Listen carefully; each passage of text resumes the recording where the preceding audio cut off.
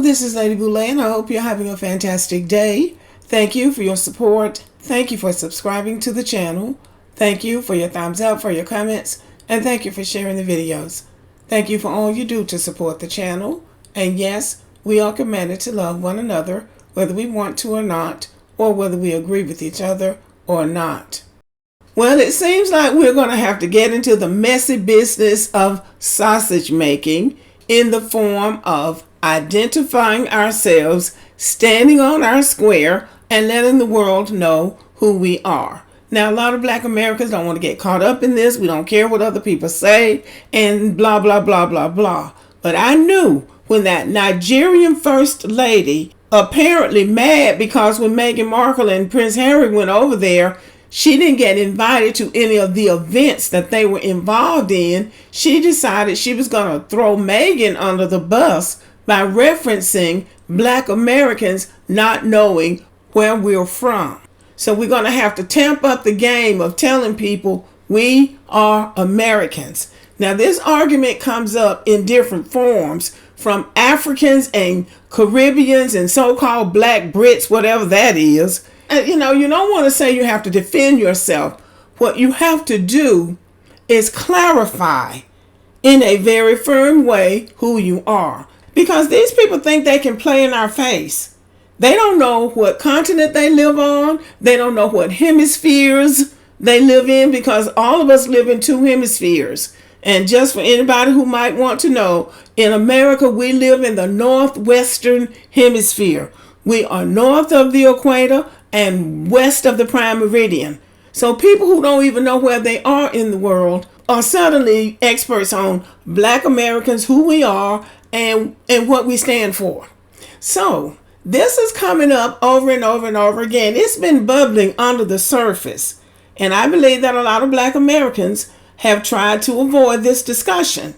But it's at the point now we're going to have the discussion. So people will know what time it is for real, where we are and where they are. Because we really are in different places. Now, I came across this video with Professor James Small. Professor James Small is one of the Black Americans who likes to go to Africa and try to build in Africa and try to network with Africans. And I believe that they have some success with that, because there are many Africans who appreciate the connection. But there are those who don't, and who want to play in our faces with bullshit all the time about who they are versus who we are. We have to put it out there so they can get it, because these people are not smart. They think they are, but they're really not. So you have to let them know anything you do here in the United States of America, and you are not ADOS or FBA or whatever Black people are calling themselves, who are original Black Americans, you're here on our dime. You are here on our dime. You haven't earned any right to be here. The white folk brought you here for the reason that I'm going to show you in this video. Professor James Small is talking to someone about this. I don't have the full video. I will look for the full video, but he says a mouthful in this particular clip. So take a look. A lot of people, especially from the Caribbean and other places, will point out that they come here and they're able to do well. They have stores, they have businesses, but African Americans have been here all this time, and they don't seem to have accumulated wealth. No, that's not true. There's no nation in the world Black as wealthy as the African American. So what are they talking about? That you got a store, and I'm the majority of the municipal workers in the city. I'm the majority of the postal workers in the city.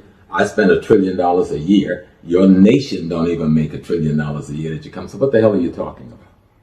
What people are trying to do is play a little shell game with you. I own a grocery store that you shop at. You treat me like a human being. You don't say I'm gonna boycott you because you don't live here. You come and shop at my store and treat me like a human being, but I can't even treat you like a human being in reference. I shop at your store when you don't even share your monies in my community. You don't build in my social community. You don't even come and go to my church. You establish your own church. No white community does that. When the Irish comes to America, they go to whatever Catholic church or Protestant churches in the community they move in. When my brothers and sisters come from the continent or from the Caribbean, they set up their own separate Protestant church or their separate Catholic church, but they don't, or they'll go to the white Catholic church, but they won't come and make their home within the black church. Right there. Tell me who's discriminating against whom. But see, the thing is, you've come here not to partner with me. You've come here, you were brought here by the white man to partner with him. He granted you the visa. He granted you the green card. Why? He doesn't need you. Or does he need you?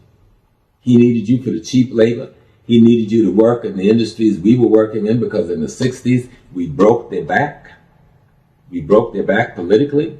We broke their back economically. And they said, we'll reward you. You may have your civil rights bill. You may have your affirmative action laws. You may have disgraced us to the world, but we'll make sure you're unemployed. So we're going to bring blacks in from the Caribbean, Philippines in from the Philippines, Chinese from Taiwan. And then when that market got saturated.